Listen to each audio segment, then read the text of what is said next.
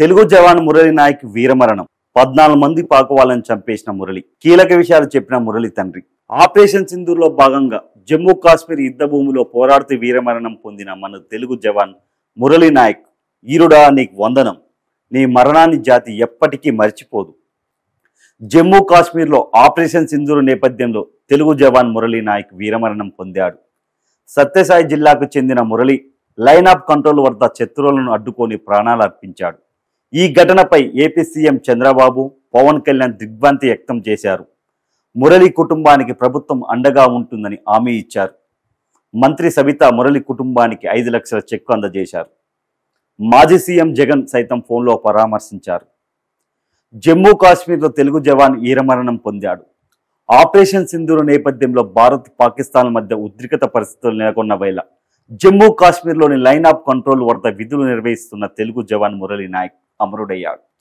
మురళి నాయక్ స్వస్థలం శ్రీ సత్యసాయి జిల్లా పెనుకొండ నియోజకవర్గం గోరెంట్ల మండలంలోని గడ్డంతండ పంచాయతీ కలితండ గ్రామం. మురళి నాయక్ వీరమరణం చెందిన వార్త ఆయన కుటుంబ సభ్యులకు చేరింది. దీంతో కలితండలో రోదన మిన్నుంటాయి.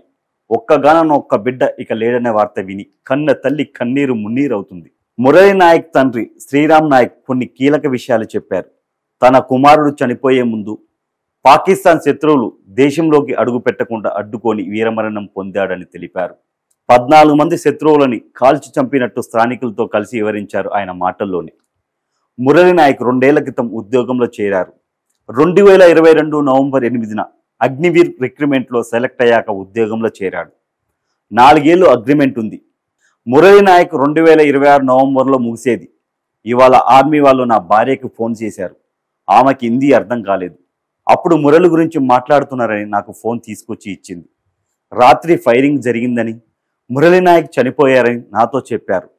కాల్పులు జరిగిన సమయంలో 14 మందిని మురళి నాయక్ చంపాడని, వాళ్ళని అటాక్ చేసి తర్వాత వెనక్కి తిరిగి వస్తున్న సమయంలో మురళిని అటాక్ చేశారని నాతో ఆర్మీ వాళ్ళు చెప్పారు. ఇటీవల్లే మురళి నాయక్ ఆర్మీ పంజాబ్ నుంచి జమ్మూ కాశ్మీర్కు తీసుకెళ్లిందని వివరించారు. 14 మంది శత్రువుల్ని మట్టుబెట్టిన తర్వాత అక్కడ ఎవరూ లేరనుకొని ఎన్నిదిరిగిన సమయంలో ఇదంతా జరిగిందని చెప్పారు. మురళి నాయక్ మృతి పట్ల ఏపీ సీఎం చంద్రబాబు, మంత్రి నారా లోకేష్, పవన్ కళ్యాణ్ తీవ్ర దిగ్భ్రాంతి వ్యక్తం చేశారు. మురళి కుటుంబ సభ్యులకు తమ ప్రగాఢ సానుభూతిని తెలియజేశారు.